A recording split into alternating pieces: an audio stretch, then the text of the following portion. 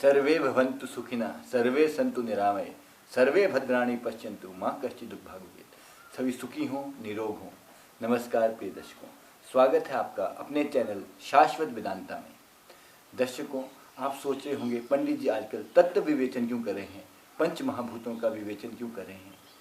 मैंने बहुत से विषयों पे आपके प्रकाश डाला है, चाहे वह एस्ट्रोलॉजी का हो, हम ग्रहों की चर्चा कर रहे थे। लेकिन दर्शकों, किसी भी ग्रह का उपाय या किसी भी मंत्र का उपाय तब तक संभव नहीं है जब तक आप भूत शुद्धि में सफल नहीं हो पाते। यानी पंच तत्वों को आपको शुद्ध करना है, इन पंच महाभूतों को अनुकूल करना है, अलाइन करना है। आज जिस तत्व की हम बात करेंगे वह तत्व है जल तत्व। जल तत्व की क्या विशेषता है? जल तत्व, जितनी भी अगाध जल राशि आपको पृथ्वी पर दिख रही है, वह जल तत्व का स्थूल रूप है। इसका सूक्ष्म रूप है उस जल तत्व को चलायमान करने वाली ऊर्जा। वह ऊर्जा शक्ति जो हमें दिखती है वह हमें स्थूल रूप में ना दिख के अति सूक्ष्म रूप में दिखती है। जल में मेमोरी होती है। No science also proved it that water has memory. जल तत्व की बहुत सारी विशेषताएं हैं। जैसे पृथ्वी तत्व हमारे कुंडलिनी शक्ति के आधार शक्ति मूलाधार में स्थित था, वैसे ही जल तत्व हमारे सेकंड एनर्जी सेंटर स्वाधिष्ठान में स्थित होता है। जो लोग जल तत्व को सिद्ध कर लेते हैं वह लोग प्रॉपरली इमोशनली बैलेंस हो जाते हैं। जल की सबसे अच्छी खासियत है एडेप्टिबिलिटी। जल को किसी भी बर्तन में अगर आप डाल दीजिए तो वह उसका आकार ले लेता है। जल का ना अपना कोई रंग रूप कोई भी स्वरूप नहीं होता, लेकिन जल अपने आप को कहीं भी अडेप्ट कर लेता है। एडेप्टिबिलिटी की प्रॉपर्टी ऐसे लोगों में बहुत जल्दी आ जाती है। वह लोग किसी भी प्रकार की सिचुएशन में अपने आप को अडेप्ट कर लेते हैं और उस सिचुएशन को बैलेंस करने का मार्ग खोज ही लेते हैं, क्योंकि they are the most emotionally balanced people. जिनका भी जल तत्व बैलेंस रहता है वह लोग अपना तो भला करते ही हैं, साथ साथ दूसरों का भी बहुत अच्छे से मार्गदर्शन करते हैं। उनके मार्गदर्शन में जो भी लोग कार्य करते हैं वह सदा ही उनसे प्रभावित रहते हैं और कह उठते हैं कि आपका काम करने का ढंग इतना निराला है कि हमें लगता है कि हमें बहुत कुछ सीखना है, समझना है। ये तत्व बहुत ही रहस्यमय तत्व है। जब मानव विकास का क्रम हुआ तो हमने जाना, जब ये पंच भौतिक शरीर विकसित होता हुआ अंत में जीर्ण शीर्ण होकर नष्ट हो जाता है, तो अंत में जो अस्थि विसर्जन होता है वह भी जल तत्व में ही होता है।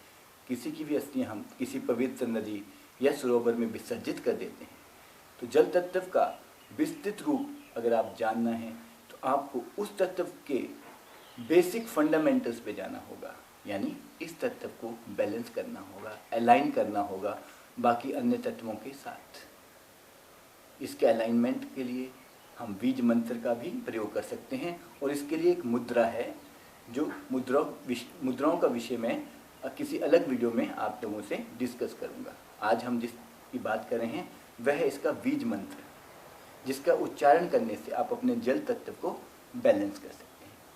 इसकी इम्बैलेंस स्टेट में क्या होता है, आप इमोशनली बैलेंस खो देते हैं।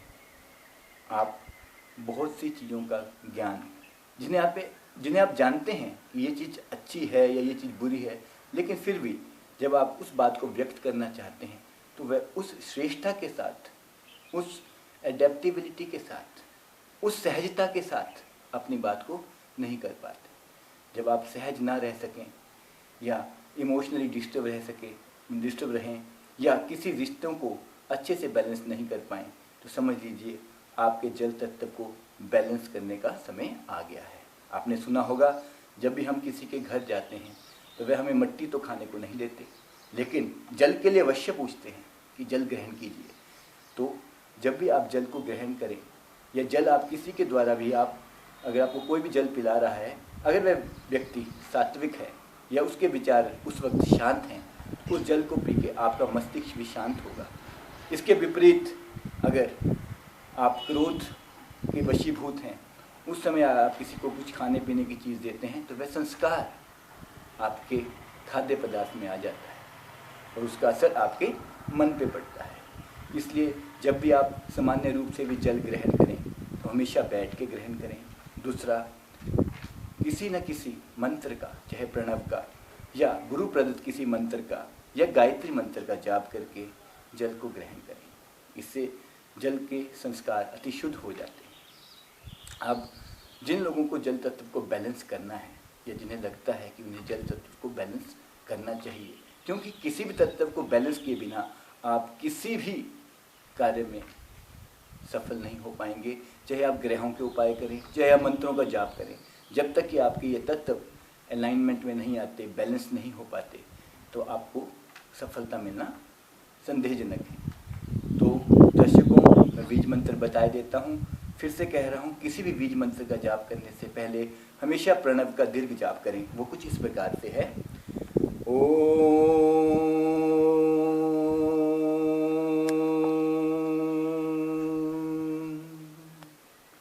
प्रणव का 10 से 11 बार जाप करें और ध्यान करें अर्ध चंद्रमा का। ये अर्ध चंद्रमा सिंबल है जल तत्व का। जल तत्व के शुद्ध होने से आपका ग्रह दोष, कौन से ग्रह का दर्शकों? चंद्र ग्रह का दोष भी पूर्ण रूप से समाप्त हो जाता है। तत्पश्चात बीज मंत्र बम,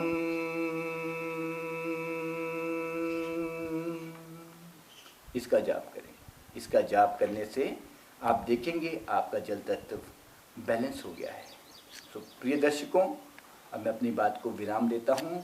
स्वस्थ रहिए, मस्त रहिए।